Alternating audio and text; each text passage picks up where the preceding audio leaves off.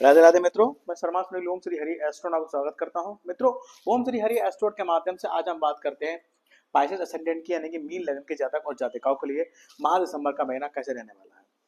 अपने main video पर जाने से पूर्व हम ये जान लेते हैं कि पाइसेस असेंडेंट वाले लोग कैसे होते हैं, उनकी क्या विशेषता होती है तथा क्या चीजें उनके लिए बेनिफिट वाली होती हैं और क्या नहीं होते हैं। तो मित्रों, सबसे पहले बात करते हैं मीन लगन यानी कि पाइसेस असेंडेंट। इनके जो ऑनर होते हैं वो जुपिटर होते हैं, यानी कि बृहस्पति देव होते हैं। जुपिटर आ गया और तो मतलब ये हो गया कि सीधी सी बात है, ये लोग बड़े ज्ञानी होते हैं, अध्यात्म से इनका नाता होता है, स्पिरिचुअल होते हैं। साथ में मैं एक चीज और बताना चाहूंगा कि पाइसेस का जो सिंबल होता है वो अपोजिट डायरेक्शन में दो फिशेस होती हैं, यानी कि दो मछलियां अपोजिट डायरेक्शन में जुड़ी होती हैं एक दूसरे से, जो कि हमारे श्री प्रभु श्री हरि के मत्स्य अवतार का जो है घोतक होती हैं, उनको रिप्रेजेंट करती हैं। तो ये राशि इसलिए और भी स्पेशल है क्योंकि यहाँ श्री विष्णु श्री हरि स्वयं जुड़े हुए हैं। तो ऐसे लोगों को मैं हमेशा ही रिकमेंड करता हूँ कि आप लोग स्पिरिचुअल रहें। अगर लाइफ में कोई पॉजिटिव चीजें नहीं हो रही हैं या हो भी रही हैं, देन तब भी नहीं हो रही हैं, तब भी आपको स्पिरिचुअल रहना चाहिए, क्योंकि आपकी राशि ऐसी है कि आपको स्पिरिचुअल रहना पड़ेगा। स्वतः ही, वैसे तो जन्म से ही स्वतः ही आप स्पिरिचुअल होंगे, अगर नहीं हो पाते हैं किसी ग्रह के गोचरवश तो आपको ये अपने आप में ढालना पड़ेगा कि आपको सदैव स्पिरिचुअल रहना पड़ेगा, ईश्वर को मानना पड़ेगा, प्रभु श्री हरि की भक्ति करनी होगी। इसके अलावा अब बात करते हैं इनकी विशेषताओं की। जो मीन लगन के जातक होते हैं ना, वो थोड़े से एक्चुअली मेन क्वालिटी होती है कूल एंड काम होते हैं। कभी भी वो भावुक नहीं होते, कभी भी वो एग्रेसिव नहीं होते, हमेशा कूल एंड काम रहते हैं, ये इनकी विशेषता होती है। साथ ही ओवर सेंसिटिव होते हैं, इमेजिनर, बहुत बड़े इमेजिनर होते हैं, डे ड्रीमर होते हैं। मतलब डे ड्रीमर मीन्स ऐसे होते हैं कि अगर चार लोग खड़े हुए हैं एक साथ और उनमें कोई अगर पाइसेस असेंडेंट है तो तीन लोग बात कर रहे हैं तो चौथा पता क्या करेगा, चौथा सब कुछ अपने दिमाग में एज्यूम करेगा। अगर वो सामने वाला कोई बात कह रहा है तो अपने आप को लेकर उसको वो करेगा, एक दिमाग में उसकी पिक्चर चल रही होगी कि ये ऐसा होगा, ये ऐसा होगा। इस तरीके के ये लोग होते हैं, यानी कि दिन में सपने देखने वाले ऐसे लोग होते हैं। ये होते हैं मीन लगन की जातक और जातिकाएं। ये इनकी विशेषता रही। और अब बात करते हैं हम पाइसेस असेंडेंट के माह दिसंबर के ट्रांजिट पर। तो मित्रों, यदि आपके फर्स्ट हाउस में 12th नंबर राशि पड़ी है, then you are a Pisces ascendant और ये प्रोडक्शन आपके लिए है। मित्रों, अब देखिए मीन लगन वालों के लिए देखिए फर्स्ट हाउस, यानी कि फर्स्ट हाउस से स्टार्ट करते हैं, जो कि स्वास्थ्य का भाव होता है। देखिए फर्स्ट हाउस में राहु बैठे हैं, फर्स्ट में राहु और सेवेंथ में केतु एक दूसरे के सामने एक्सेस पर होते हैं। तो ये पीरियड जो है इसमें आपको अपनी सेहत का थोड़ा ध्यान रखना पड़ेगा, यानी कि सेहत को लेकर थोड़ी सावधानी बरतनी पड़ेगी। साथ ही देखिए लग्नेश जो है थर्ड हाउस में है, हालांकि रेट्रो है, तो ये मतलब आप रेट्रो हैं लेकिन थर्ड हाउस में, तो अगर आप इस पीरियड में आप जिम वगैरह ज्वाइन करते हैं तो उससे आपको बेनिफिट होगा, आपकी सेहत में सुधार होगा। लेकिन फिलहाल आप केयरफुल रहें, ये बहुत जरूरी है। इसके बाद हम बात करते हैं सेकंड हाउस। देखिए सेकंड हाउस में जो है, सेकंड हाउस के जो ऑनर हैं वो आपके बैठे हैं फिफ्थ हाउस में, और वो नीच के होकर बैठे हैं, और 7 तारीख से वो 7 दिसंबर से रेट्रो हो रहे हैं। तो अगर कहा जाए, और साथ ही देखिए जुपिटर जो है रेट्रो वो यहाँ का प्रभाव दे रहे हैं, यानी कि अगर इन शॉर्ट हम कहें कि लगनेश रेट्रो होकर सेकंड हाउस का अगर प्रभाव दे रहे हैं तो ये बहुत आपके लिए अच्छा पीरियड है। यानी कि क्योंकि ये धन भाव के कारक भी हैं, यानी कि पक्का ग्रह इनका ये, और यहाँ अगर ये एक्सपेक्ट कर रहे हैं तो आपके लिए ये अच्छी बात है। यानी कि आप इस पीरियड में जो है अपने परिवार से जुड़ेंगे, साथ ही आपकी जो बाड़ी होगी वो बड़ी विनम्र होगी, ज्ञान ध्यान की बातें करेंगे तथा धन की प्राप्ति होगी। आपका कैश इनफ्लो अच्छा रहेगा, मनी इनफ्लो या कैश इन हैंड अच्छा रहेगा, क्योंकि सेकंड लॉर्ड फिफ्थ हाउस में है, नीच के हैं, 7 तारीख से रेट्रो हो रहे हैं। तो ये पीरियड जो है इसमें आप कह सकते हैं कि अगर आप स्टूडेंट, मतलब आप स्टूडेंट हैं तो आपके पढ़ाई के लिए आपका परिवार का पूरा सहयोग मिलेगा। अगर बात करें चाइल्ड प्लान की तो थोड़ा सा इश्यू है, क्योंकि मंगल नीच का है। हालांकि मंगल यहाँ पर जो है भागेश हैं और आपके धनेश हैं, भाग का स्वामी बैठा है नीच का होकर, तो उतना ज्यादा नेगेटिव इफेक्ट नहीं रहेगा क्योंकि त्रिकोण में बैठे हुए हैं। लेकिन चूंकि ये मंगल है, और अगर हम बात करें संतान प्राप्ति की या चाइल्ड प्लानिंग की, तो मैं समझता हूँ कि चाइल्ड प्लानिंग के लिए बेहतर समय जो होगा वो 7 दिसंबर के बाद का रहेगा। उससे पहले थोड़ा बहुत नेगेटिव रह सकता है, अदरवाइज भाग्य है, कोई इशू नहीं है। साथ ही देखिए अब बात करते हैं थर्ड हाउस की। थर्ड हाउस का जो ऑनर है वो बैठे हैं आपके 11th हाउस में, यानी कि 11th हाउस में बैठे हैं, यानी कि शॉर्ट ट्रिप ट्रेवलिंग से आपकी आपको फायदा होगा, आपकी इच्छा पूर्ति होगी। साथ ही जो आपके पड़ोसी हैं या आपके भाई बहन हैं, उनके सहयोग से भी आपको इच्छा पूर्ति या प्राप्ति हो सकती है, नए दोस्त बन सकते हैं, उससे आपको फायदा हो सकता है। बात करते हैं फोर्थ हाउस की। देखिए फोर्थ लॉर्ड जो मरकरी हैं वो आपके धन भाव में यानी कि भाग भाव में बैठे हैं, यानी कि नाइन्थ हाउस में बैठे हैं, लेकिन वो रेट्रो है।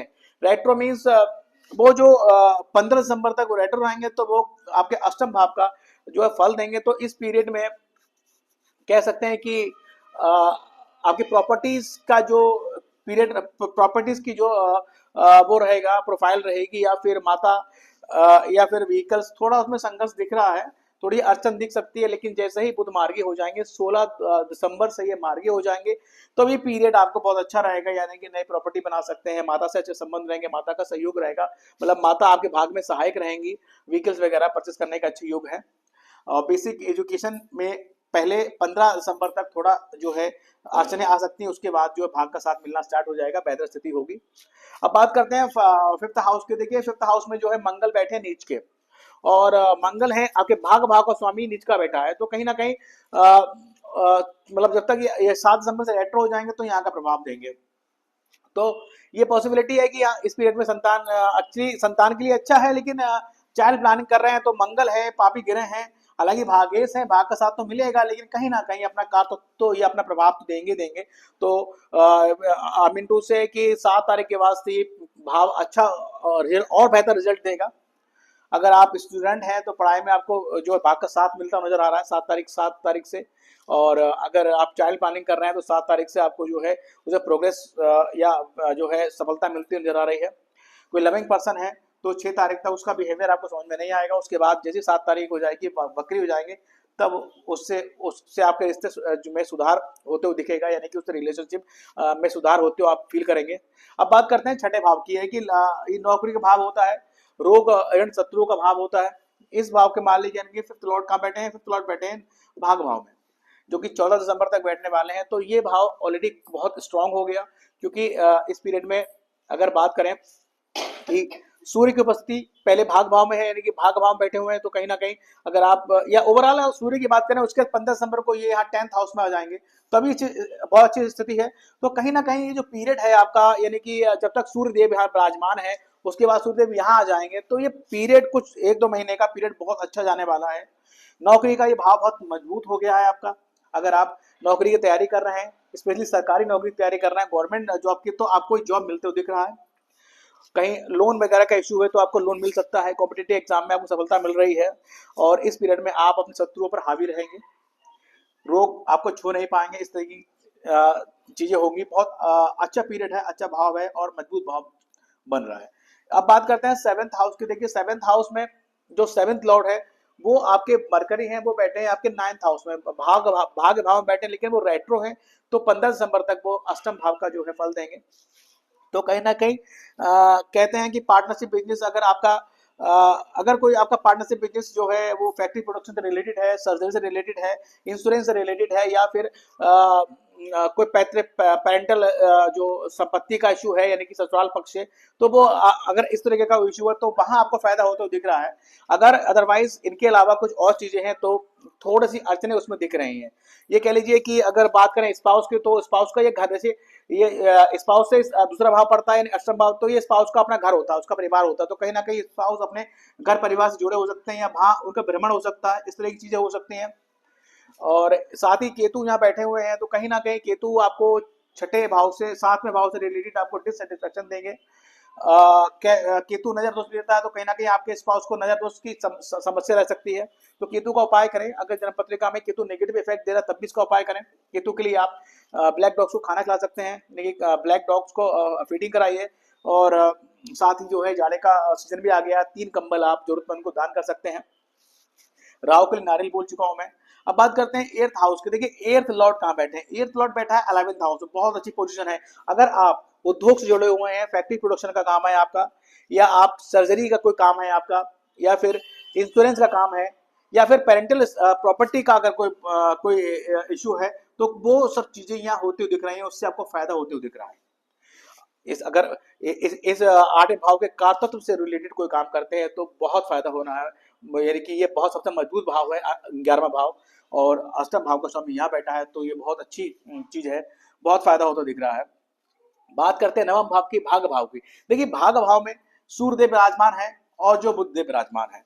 बुधदेव तो हालांकि रेट्रो हैं जो कि अष्टम भाव में है, लेकिन भाग में सूर्य का होना एक अच्छा माना जाता है, यानी कि इसका मतलब ये हो गया कि कहीं ना कहीं आप के पिता का सहयोग, आप मतलब पिता आपके भाग में सहयोगी होंगे, उनसे आपको जो है समझ मतलब आपको फायदा होगा। लेकिन साथ ही देखिए हम लोग यहाँ पर 10th भाव से पिता का आकलन करते हैं, और सूर्यदेव 14 दिसंबर तक अपने से मतलब यहाँ भाग भाव में है, तो ओवरऑल ठीक है। आपके कह सकते हैं कि 15 तारीख के बाद जैसे ही सूर्यदेव यहाँ आ जाएंगे, तो आपको जो है आपके काम धंधे में भी आपके पिता का सहयोग आपको प्राप्त होगा, और यहाँ पर सूर्य दिग्बली भी हो जाएंगे, तो कह सकते हैं कि काम धंधे पर आपको कोई ना कोई प्रमोशन है, कोई ना कोई उपलब्धि, कोई अवार्ड आपको मिल सकता है। इस तरह की चीजें हो सकती हैं। अब बात करते हैं 10th लॉर्ड की। 10th लॉर्ड इस समय बैठे हैं आपके 3rd हाउस में, जो कि राइट्रो है, तो यहाँ यहाँ यहाँ का एस्पेक्ट रहेगा, तो ये पीरियड बहुत अच्छा रहेगा कि जुपिटर आपके जो है 2nd भाव का फल देंगे, तो काम धंधे में आपको खूब धन की प्राप्ति होगी। परिवार से जुड़ेंगे या परिवार के काम, परिवार का कोई बिजनेस आप कर रहे होंगे या फिर परिवार से जुड़ेंगे काम धंधे के थ्रू, ये अच्छा पीरियड है। साथ ही देखिए आप 11th भाव की बात करें, तो 11th भाव का 11th लॉर्ड जो है वो बैठे हुए हैं आपके 12th हाउस में, तो कहीं ना कहीं ये जो भी आपका लाभ है उसका एक बड़ा पोर्शन आप या तो आप विदेश में इन्वेस्ट कर सकते हैं, फॉरेन सिक्योरिटीज में इन्वेस्टमेंट कर सकते हैं, या फिर ये भाव अस्पताल का है, ये भाव व्यय का है, ये भाव जो है आपके हायर स्टडी का है, तो कहीं ना कहीं आप अगर मतलब आप अगर स्टूडेंट हैं तो या फिर आप एक मतलब आपके बच्चे पढ़ रहे हैं, तो हायर स्टडी के लिए जो है उस पैसा आपको अच्छा खर्च कर सकते हैं। लाभ जितना होगा उसका एक बड़ा भाग आपको व्यय करना होगा, चाहे वो अस्पताल के रूप में हो या किसी भी रूप में हो।